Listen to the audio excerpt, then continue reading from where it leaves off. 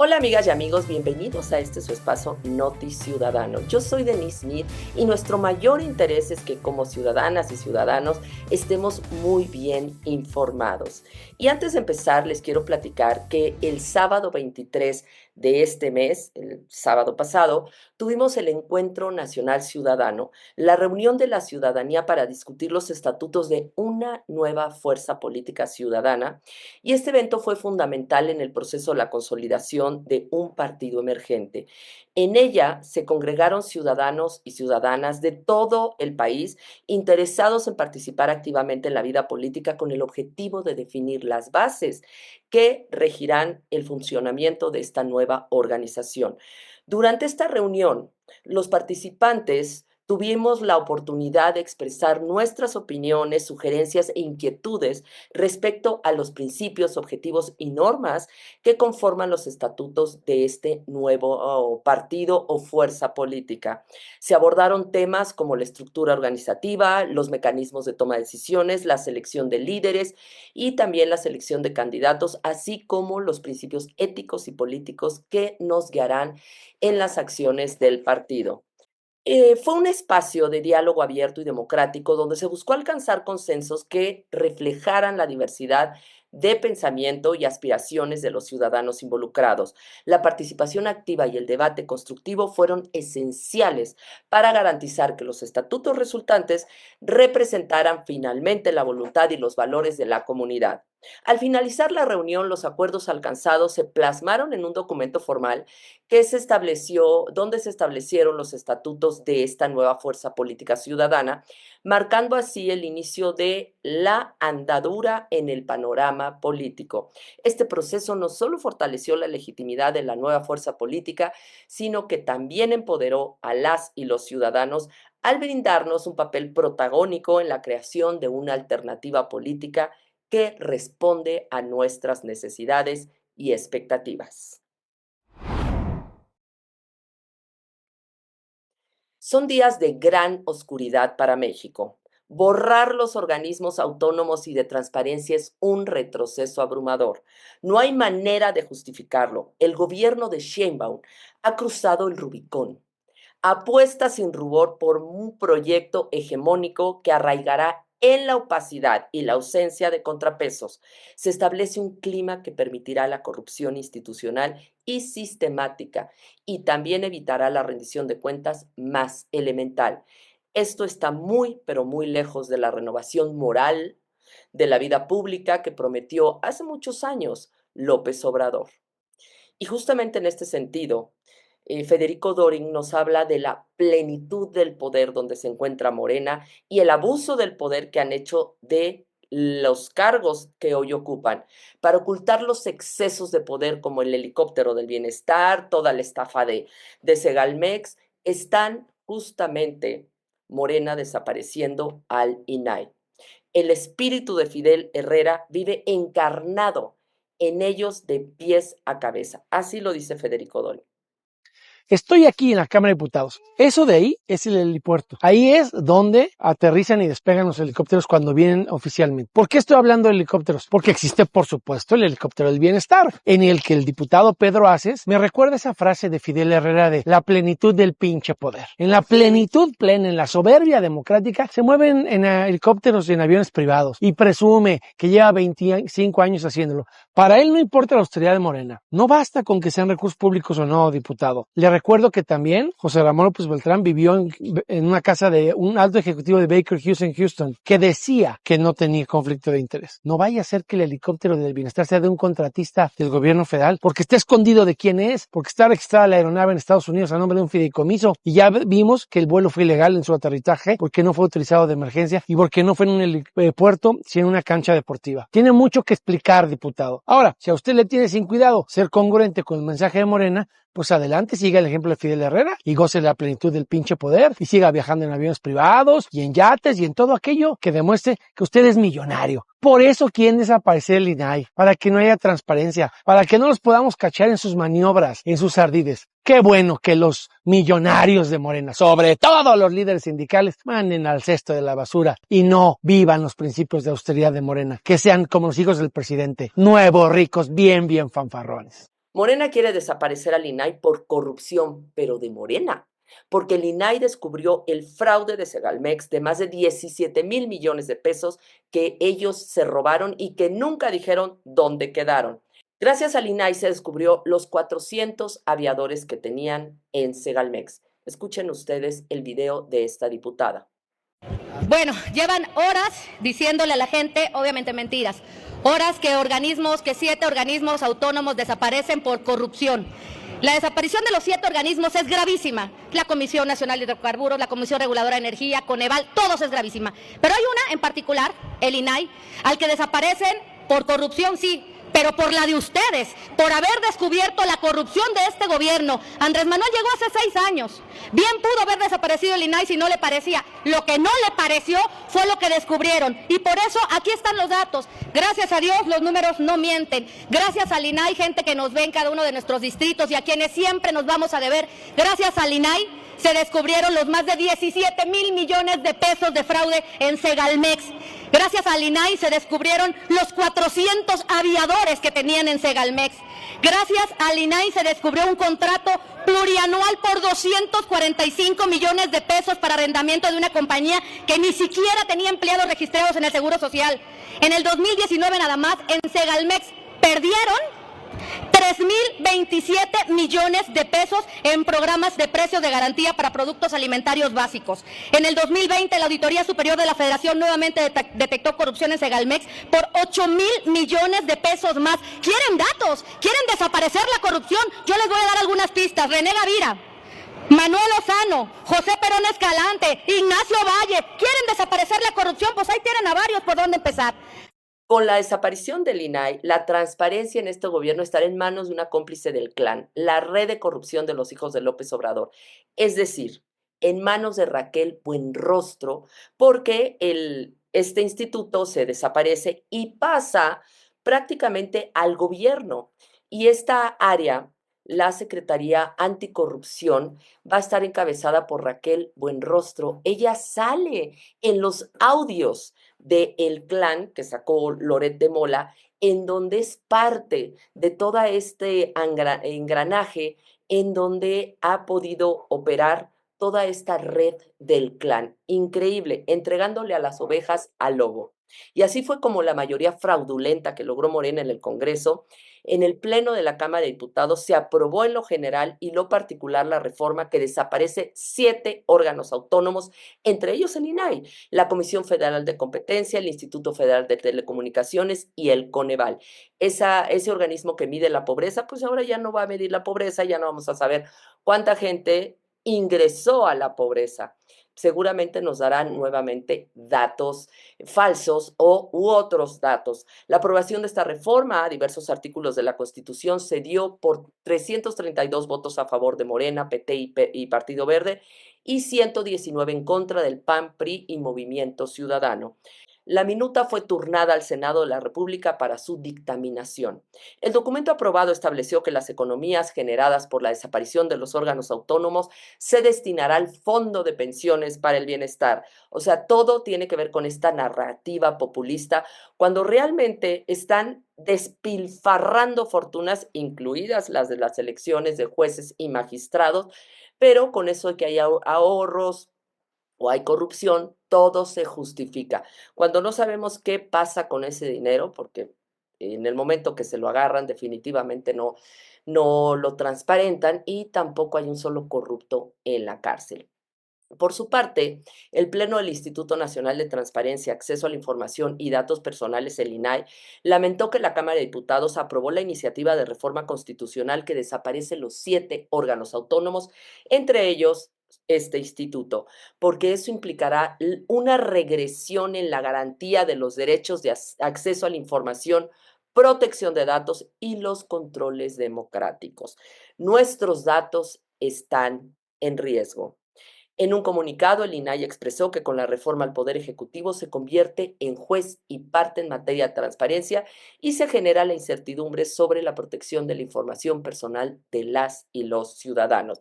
Es decir, los corruptos, rateros y criminales van a decidir quiénes son los corruptos, rateros y criminales. En esas estamos. Al expresidente López Obrador no lo cuida el pueblo, lo cuidan los militares. Vean nada más este video. Aún con seguridad de la Secretaría de la Defensa Nacional en Palenque, Chiapas, saber si este esquema de seguridad es para todos los expresidentes, exclusivamente para él, y saber si aún el Estado Mayor Presidencial sigue vigente, porque había una declaración del almirante entonces que estaba en pausa, si saber si aún sigue vigente este Estado Mayor Presidencial. No, el Estado Mayor Presidencial desapareció desde que entró el presidente López Sí, Obrador. pero nunca se aprobó en Cámara y solo hubo No era, hasta donde entiendo, no era necesario, lo revisamos, pero el Estado Mayor Presidencial no existe. Y no sé cómo contabilizó el Universal, porque hay un cuartel ahí no sé si es en Palenque o cerca de Palenque, en donde evidentemente pues hay fuerzas de seguridad como en muchos otros lados del país. Entonces no sé exactamente cuál fue la contabilidad y cómo la hicieron. Fue a través de en el una Universal. solicitud de transparencia donde la Sedena responde que exclusivamente para el presidente Andrés Manuel hay un cuerpo militar resguardando esta finca o este domicilio donde vive. Él tiene una seguridad mínima en su domicilio y en todo caso son parte pues, del cuartel en donde vive, pero que realizan también otras tareas. ¿Otros expresidentes lo tienen, este esquema? Lo voy a revisar. Recuerden que casi todos los expresidentes viven fuera, con excepción de Fox. Obviamente la presidenta se contradijo, pero todos sabemos que este señor se creó todo un búnker alrededor de su rancho, La Chingada, en donde tiene al ejército, donde tiene hospitales, no hay un solo bache, las avenidas están hermosísimas. Claro, se hizo su propia ciudad donde no le falta nada. Y además lo que él necesita, protección militar, pues la tiene y la tiene muy bien articulada. La que fue a pedir paz para el mundo y no puede poner paz en su país es Claudia Sheinbaum. México registró 2.564 víctimas de homicidio doloso en el primer mes de la presidenta Sheinbaum, un aumento del 6.6 interanual y un promedio de 82 diarios, en medio de las masacres que han marcado el comienzo del gobierno y una agudización de las pugnas del narcotráfico. Aunque representa una disminución mensual del 1.6%, que realmente no nos dice nada, porque la gente se sigue muriendo de manera brutal, o sea, ¿cómo es posible que no levantemos la voz? Pues los asesinatos ocurridos en octubre pasado fueron 159 más que los del mismo mes de 2023. Es algo que a mí me desgarra.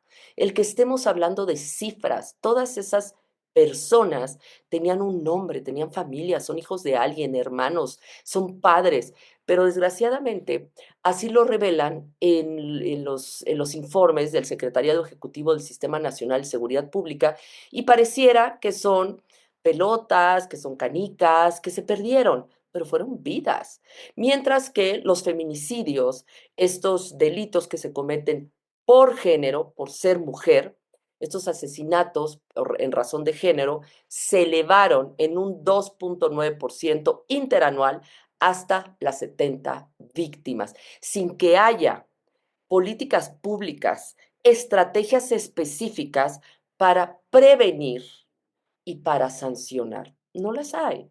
Con estas cifras, México acumula 25.324 víctimas de homicidio doloso en los primeros 10 meses de 2024, una subida interanual del 1.14% ante las 25.000 del mismo lapso del año pasado. Sheinbaum asumió la presidencia el pasado 1 de octubre tras 6 años de mandato de López Obrador, cuando hubo un récord de más de 196,000 asesinatos, según reportó recientemente la organización civil Causa en Común con base en cifras oficiales.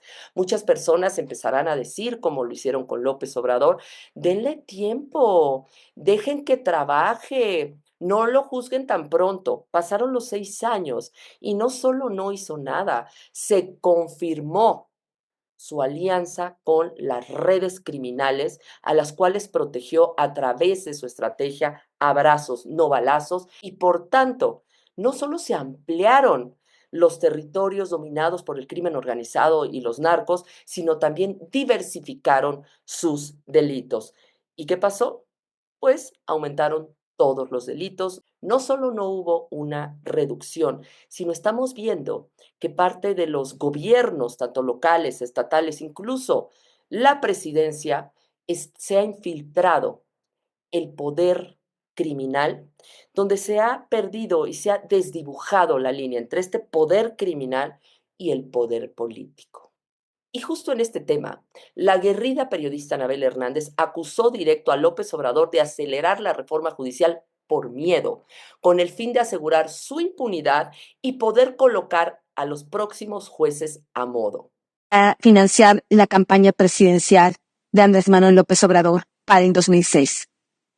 Es por eso que la detención de El Mayo Zambada será un parteaguas en la historia de México.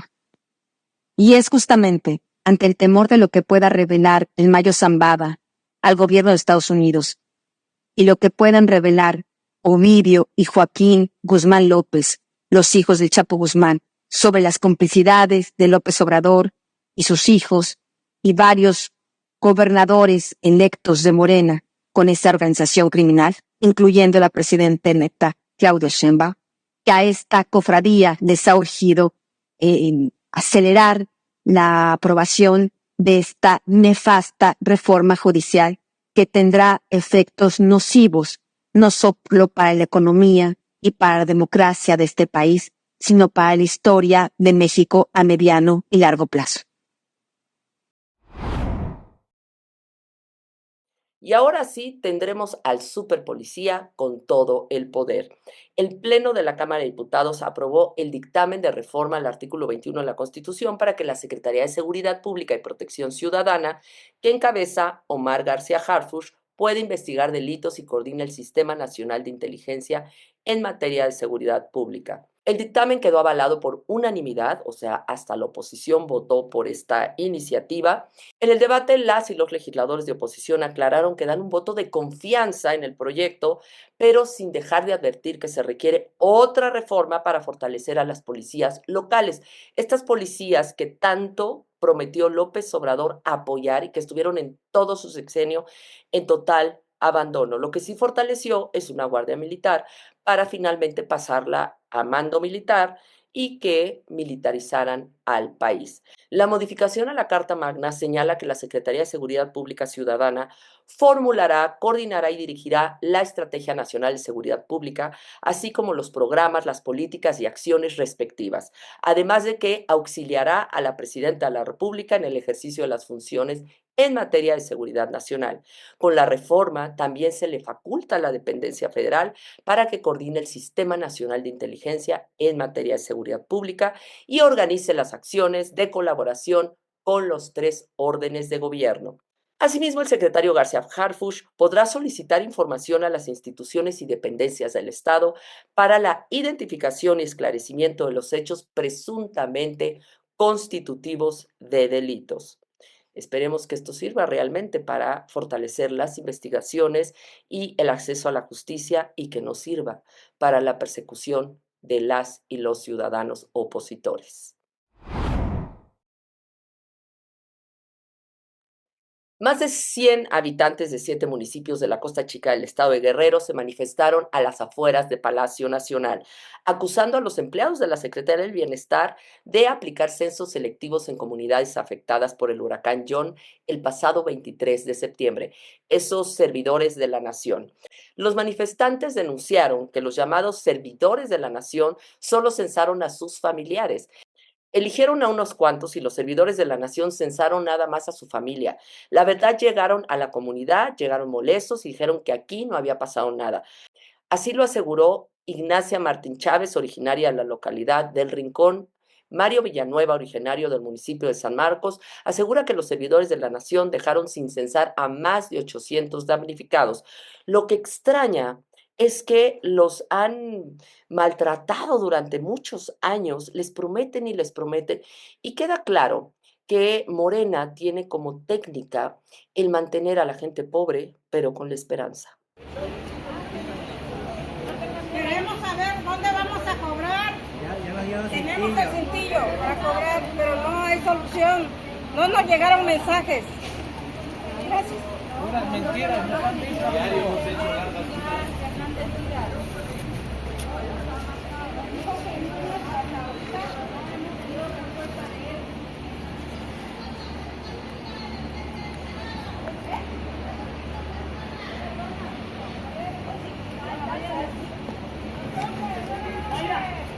que están allá.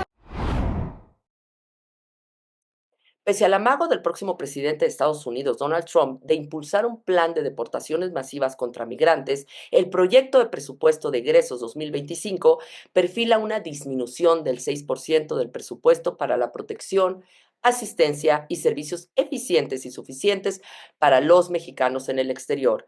En el proyecto enviado a la Cámara de Diputados se detalla que el presupuesto de la Secretaría de Relaciones Exteriores para la protección, asistencia y servicios eficientes y suficientes para los mexicanos en el exterior, se indica que se busca un monto de 524 millones de pesos frente a los 557 millones de pesos de este año, es decir, una reducción de 33.5 millones de pesos, un 6%, siendo que ahorita es cuando más se deben de reforzar las políticas de protección de nuestros conciudadanos en caso de ser deportados de forma masiva a México, pero no solo eso, la protección de sus hijos, la protección de sus familias.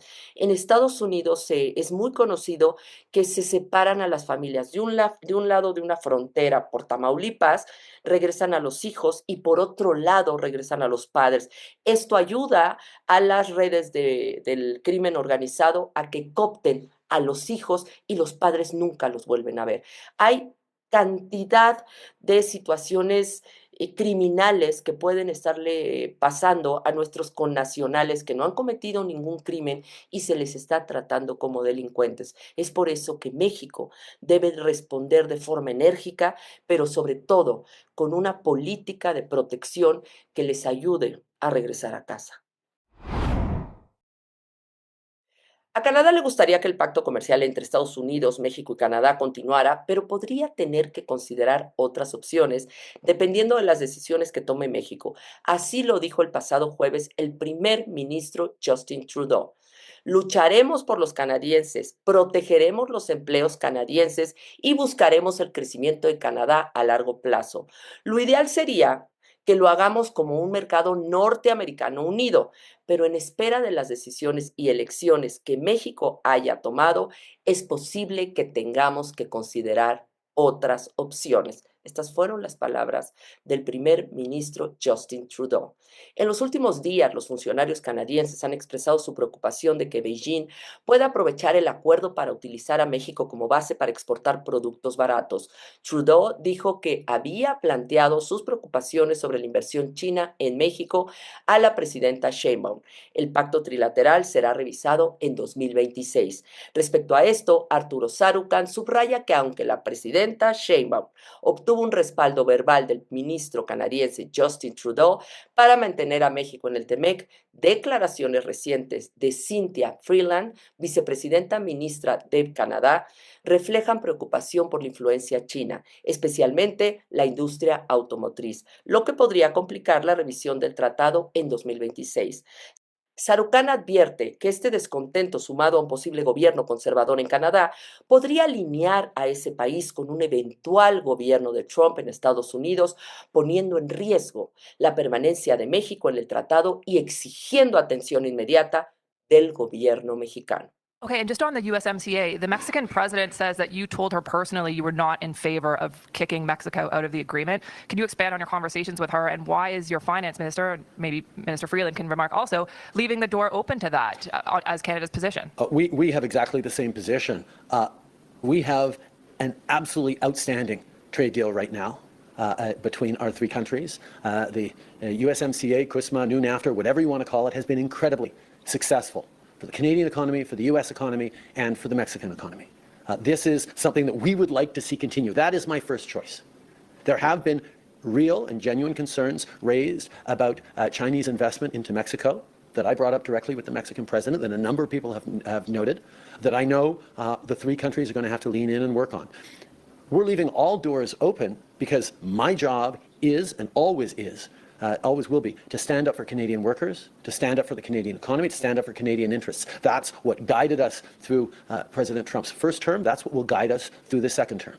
We will fight for Canadians. We will secure Canadian jobs and Canadian growth long into the future. Ideally, we do that as a united North American market.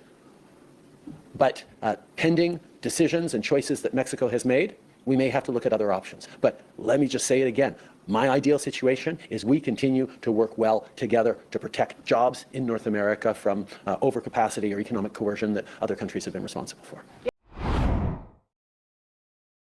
Ucrania pedirá a Estados Unidos que le transfiera armamento capaz de derribar misiles intercontinentales, según declararon a la agencia pública ucraniana Ukrinform fuentes del ejército del país. Ucrania no tiene los medios capaces de derribar misiles intercontinentales, pero sí lo tienen los estadounidenses. Ucrania apelará a Estados Unidos para la transferencia de este armamento, dijeron las fuentes citadas por Ukrinform. El armamento en cuestión serían sistemas de defensa antiaérea, Patriot modernizados o sistemas de misiles Aegis, según precisaron las fuentes. La Fuerza Aérea Ucraniana informó el jueves de un ataque ruso con un misil intercontinental contra territorio ucraniano.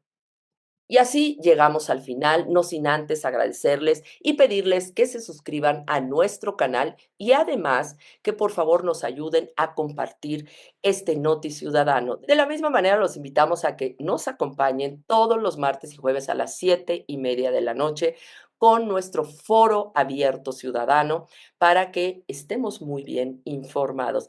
Así también los invitamos a nuestra página mexicounido.mx, donde conocerán no solo nuestras actividades, sino podrán sumarse a las comunidades de México Unido en sus estados, podrán tener comunicación con los coordinadores en sus estados y así podernos sumar a las acciones, porque tenemos que hacer muchas acciones de resistencia pacífica con este gobierno que nos está cambiando de un régimen democrático a un régimen dictatorial. Pues bien, nos vemos en las redes, nos vemos aquí y nos vemos también en México Unido. Muchísimas gracias y que tengan una muy linda semana.